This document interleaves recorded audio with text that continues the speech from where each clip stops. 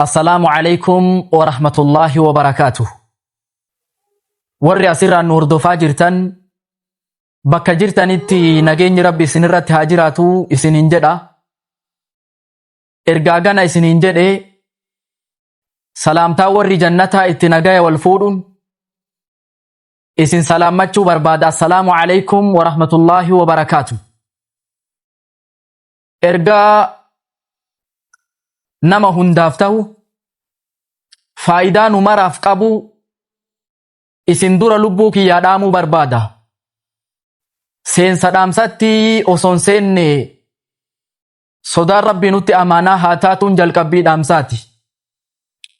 Gaafa dhalatturraa aga gaafa duniyaa tanarraa deemtut osoo ibaadaa rabbii keessatti umrii dabarsite, osoo takkaa macsiyaan dalagin duniyaarra jiraattee dabarte, haqa gabbartii rabbii waan guunne beeki. Malakarraa malakaa aga uumame osoo sujuuda bu'u, sujuuda sanirratti takkaa olin jedhin yaa rabbi maa cabadtuka haqqa ibaadatik, haqa gabbartii keetii waasin gabbarre jedha sujuuda keessatti. Ka osoo rukuu abu rukuu irratti takkaa olin jedhin haqa gabbartii keetii sin gabbarre yaa rabbi jedhutu jira. Anaafatti osoo dimshaasha goone umrii keenna keessatti ibaadaa rabbii gulaalle wanni nuti rabbi gabbarru aqallu qaliil waan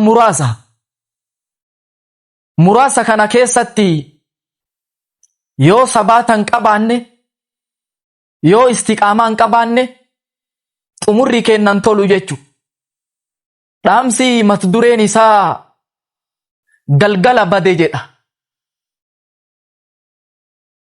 Galgalli namaa badurraa ganamni namaa baduu wayyaa, bakka oolan caalaa bakka bulan wayyaa. Nabiin rabbi alayhi salaatu wassalaam ajajni rabbi irraa itti kenname wa'bud rabbaka hattaa ya'tiyaka al-yaqiin, rabbii kee gabbari haga duuti sitti dhuftutti jedha rabbi. Haga duniyarraa deemtu hunda ibaadaa keessatti jiraadhu, sabaata godhadhu, istiqaamaa qabaadhu jechuudha. Namni rabbi akkana jedhuun sayyida khalqiiti alayhi salaatu wassalaam nama umrii isaa ibaadaa keessatti dabarse, nama rabbi sodaate, nama istiqaamaa qabutu akhiraan isaa tola. Sahaabaa tokkotu haadha mu'mintoota ummi Salamaa gaafii dhiheesseef. Rasuulli yoo si bira dhufan, yoo si bira jiran baay'ina maal dalagan jennaan, baay'ina du'aa'ii takka kadhata jette ummi Salamaan. Du'aa'iin suni maali jennaan, Allahumma yaa muqallibal quluub thabbit qalbii alaa diinik, yaa rabbii qalbii namaa kana olii gadi gara gaggalchu qalbii kiyya diin irratti gadi na dhaabi, sabaata naa kenni jechaa kadhatan rasuulli rabbi alayhi salaatu wassalaam. Nama diin irra sabaatetu jecha laa ilaaha illallah jedhuun sabaata godhatee duniyarraa deema. Nama jecha kanaan sabaata godhatetu qabrii keessatti sabaata godhata. Yuthabbitu Allahu alladhiina aamanuu bilqawli thaabiti fil hayaati dunyaa. Warra isatti amani jecha sabaata qabu, jecha yoo namni irratti gadi dhaabbate diin irratti nama cimsu, duniyaa irratti nama cimsa. Rabbi sabaata namaa kenna jecha kanaan. Qabrii keessatti illee jecha kanaan rabbi gaafii nakiiriif munkari rabbi afaan nama kaaya jechuu. Ummanni nu dura darbee galgalli isaanii badurraa sodaa qaban, umurri isaanii badurraa sodaa qaban. Anaaf ati uf amannaa? Tarii namni hedduun dildila namaa ta'a. Tokkochummaa rabbii labsee namatti haqa agarsiisee riqicha namni itti tarkaanfatee jannata seenu ta'ee, isa ammoo rabbi warra ibiddatti darbamurraa ta'uun mala. Abu Bakr Siddiq uf sodaata. Arraba kana uf harkise gaafa tokko تري الربن كن بكمالين الآب جدي صداتا عمر بن الخطاب أف صداتا أبو لؤلؤة المجوس مهرابك يستي وراني غلافته osoo inni aannan dhugu aannan macure isaa keessan bahee lafa yaa'u areeda isaa kana lafatti riiqee du'aa deema Umar galgalli isaa kan banneef xumurri isaa kan fokkanne uf sodaate waylun lii wa waylun li ummi illam yarham li rabbi badii kiyya halaaka kiyya yoo rabbi rahmatan aan godhin halaka haadhana deette osoo na da'uu baatteedhe umuraasan sodaate Abu Ubaidah ibn al-Jarrah amiinu haadhihi al-umma nama sertifikeetii amanamummaa ummata Muhammad nabi Muhammad irraa fudhate alayhi salaatu wassalaam law kuntu khabshan osoo rabbi dur nama godhee na uumuu baate oolaa na godhe jedhe Abu Ubaidan osoo hoolaa ta'ee uumamee naqalatanii foon kiyya affeelanii nyaatanii maraqa kiyya dhuganii way badaa jedhe silaa Abi Ubaidan way akhiraan nabaddi way gaafii firdii fuula rabbiitii dhaabbadhaa jedhe uf sodaatay jedha Abi Ubaida ummanni nu dura darbee kun xumurri isaanii akkam banne akhiraan isaanii akkam fokkanne sodaa irraa qaban am amintum man fis samaa rabbiin in amantanii آخران تيانا تولتي أمانهم ما ربي رنم نقبو جرا ألا يأمن مكر الله إلا القوم الخاسرون نمني مال ربي يوكا هلا ربي أمنو توتا كساري نتي ربي اتي أمن مالي إن أمنو كوني صفة مؤمن توتا الرأي نمني آخران إسات تولون سرقيد أمالي قدامتي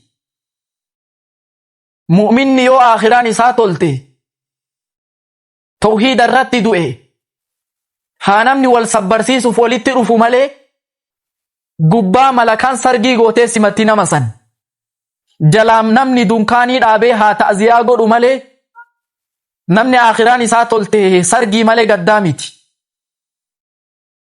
warroota nu dura darban kana keessaa nama tokkotu أوصى لبعض إخواته غري أبوليان ساتي دام سدامي جرنا كين نجدين يو أنا كنا نأرجتن إن أنا مت على التوحيد يو أني توحيد الرتدو جج لا إله إلا الله جدو كان جدي آخرانتي ينطلتي Qabeenya kiyya fuudha ijoollee gandaatii waa bibbita arda sargi ebeluuti jedha naa himaa malee du'a ebeluuti jettanii naan labsinaa jedhe yoo akhiraan tiyya tolte sargii qaba jedha naa himaa malee ebeluutu du'e jettanii naan himinaa jedhe tawhiid irratti duun sargii malee gaddaa miti jechu akhiraan namaa toluun ulfina malee salphinaa miti نبي ربي عليه الصلاة والسلام أمور حسن الخاتمة كرتاتورا أكا آخران نما مبن اللي دينينا قدا نما قدن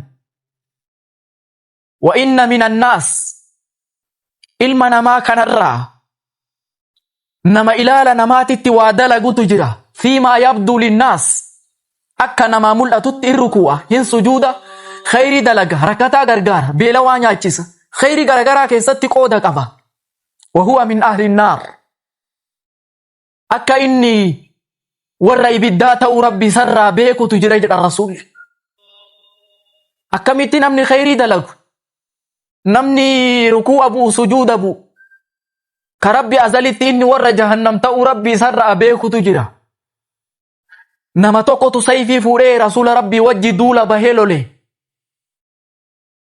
فتونا إني سيفي مرمرسي مرمى كافرا كيست دلقو أتي لالاني إبلونكو ورأي بالدات جد الرسول وفي كافرا لولا جرابر ورأي بالدات جد دبين صحابو تقريبا دوكا ديمانيو قرطان namni kun xiyyisa dhahee dhiigni isa keessaa yaa'ee cituu dinnaan madaa fi laalaa dhiiga sanii obsuu dadhabee ufii uf ajjeesee aakhiraan isaa isa fokkatte harka namaatiin osoo hin du'in ufiin uf jarjarsee ufiin lubbuu ufii baase akkanatti warra ibiddaa ta'edha rasuulli alayhi salaatu wassalaam. laa tacjabuu nama tokkon dinqisiifatina dalagaa namni hojjetu ajaa'ibsiifatina aga xumura isaa argitanittidha rasuulli rabbi alayhi salaatu wassalaam. sahaabota walgayanii taa'an keessatti abbaan Faaximaa deemaa dhufan gaafa tokko isinii tattaa'aa jiru kana keessa nama aa'oon isaa aga gaaraa gahu ibidda jahannam keessatti rabbi isa azabutu jiraa jedhan. aa'oon nama kana aga gaaraa gaha ibidda jahannam keessa akkanatti azabamutu jiraa jedhan. dubbiin nu ajaa'ibdee jedha Abii Hureeraan namoota wajji jirru kana yoo qoradhee laalu marti isaanii ibaada irratti jabooma qaban marti isaanii khayrii dalagan yoo isaanii khayrii dalagan kana argu tarii dubbiin sun ana ta'uun ooltu jedhuuf sodaadha jedha Abii Hureeraan.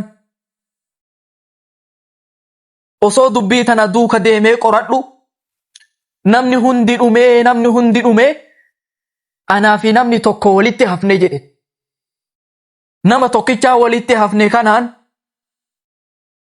gaafa gadaa Abii Bakrii gaafa namni murtaddii ta'ee diin gadhiise erga nabi Muhammad du'e diin hafe asitti goolabame jedhee arabni muryaan diin keessaa ba'u eegale.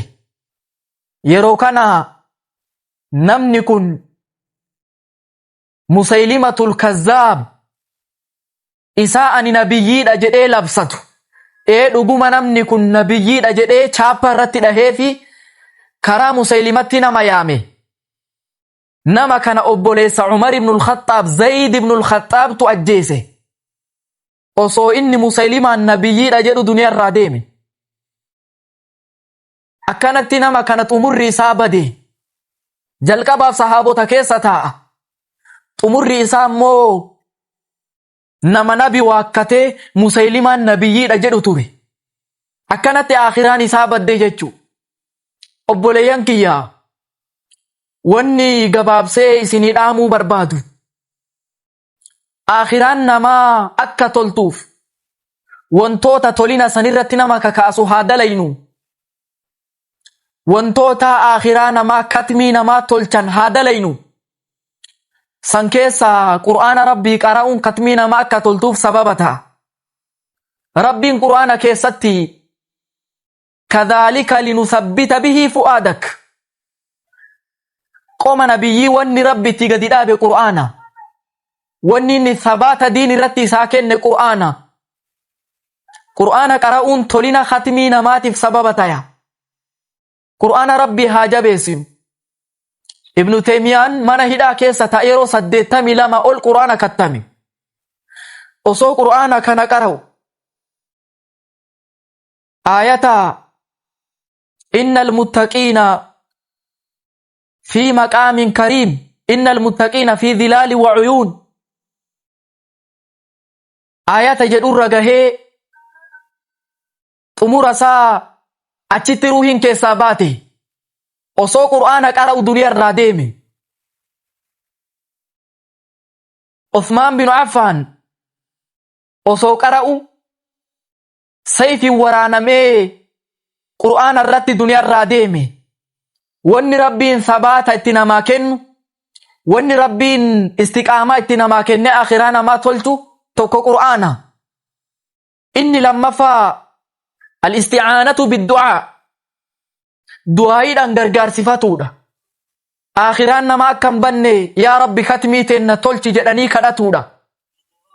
nabiin rabbi alayhi salaatu wassalaam ni kadhatan sabaata in kadhatan allahumma yaa muqallibal quluub thabbit qalbii alaa diinik diin irratti gadinaa nadhaabii kadhatan. rabbiillee mu'mintoota akka qalbiin isaanii jallattee karaa biroon gorre ajaja baase. ربنا لا تزغ قلوبنا بعد إذ هديتنا يا ربي كينا قلبي تينن جلسين قلبي تينن دبسين ارغنو قجل تجدا كدا مؤمن توت أججي ثباتا ربي كدتون آخراء في أكا تلتوف ربي كدتون وان كتمينا ما أكا تلتوف سببتو